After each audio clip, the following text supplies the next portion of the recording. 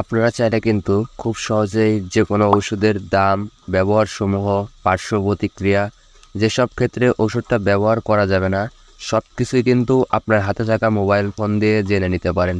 আজকে আপনাদের সাথে সেই প্রসেসটাই শেয়ার করব।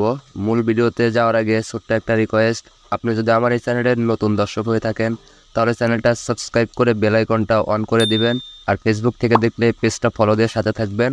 তো চলুন মূল ভিডিওটা শুরু করা যাক। এই কাজটা করার জন্য ছোট্ট একটা অ্যাপস দরকার হবে।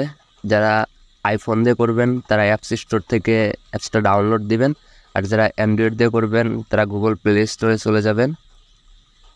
সার্চ বারে গিয়ে সার্চ করবেন পেশেন্ট এইড।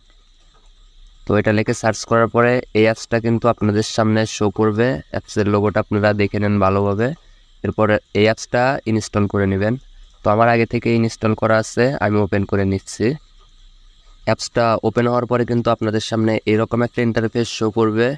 কর্নার বারে স্কিপ লেখা দেখতে পাচ্ছেন, সেটাতে একটা ক্লিক করে স্কিপ করে দিবেন। এরপরে আপনাদের ভাষা নির্বাচন করতে বলবে। আপনারা চাইলে ইংলিশও করতে পারেন অথবা বাংলাও করতে পারেন। তো আমি এখান থেকে বাংলাটাই করে নিলাম। তো এরপরে ওকেতে একটা ক্লিক করে দিবেন। এরপরে ওষুধের সব ডিটেলস সম্পর্কে জানার জন্য ওষুধ সার্চ, এটার উপরে একটা ক্লিক করে দিবেন। এরপরে আপনাদের যেই ওষুধের ডিটেলসটা জানতে চান সেই ওষুধের নামটা দিয়ে দিবেন। তো আমি ধরুন একটা ওষুধের নাম দিয়ে দিলাম। তো আমি নাপা এক্সট্রা লিখে সার্চ দিলাম। এরপরে দেখতে পাচ্ছেন নাপা এক্সট্রা 500 mg এই ওষুধটা কিন্তু চলে আসছে। তো সেটার উপর একটা ক্লিক করে দিলাম। এখানে দেখতে পাচ্ছেন ওষুধের প্রাইসটা কিন্তু এখানে দেওয়া আছে 2 টাকা 50 পয়সা বাংলাদেশি টাকায়। তো নিচের দিকে কিন্তু অনেকগুলো অপশন দেওয়া আছে, ব্যবহার সমূহ, ওষুধটা কিভাবে ব্যবহার করবেন, ওষুধটা কি কি ক্ষেত্রে কাজ করবে সেগুলো কিন্তু আপনারা ব্যবহার সমূহের উপরে ক্লিক করলে জানতে পারবেন।